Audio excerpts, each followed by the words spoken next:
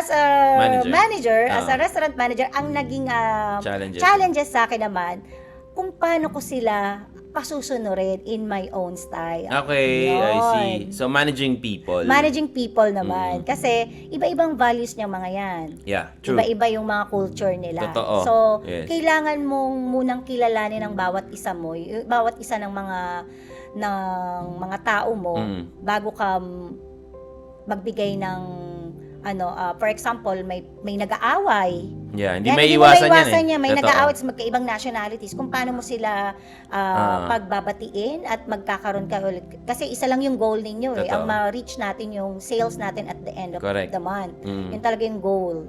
And mas-satisfied lahat ng guests. Yeah. Yan. So, yun yung pinaka-challenges Yes, mo. yun ang pinaka-challenges. Pero so far naman, napagkakasundo mo naman sila lahat. Yes, so far, sa ayaw at gusto nila, dapat silang sumunod. Ganon.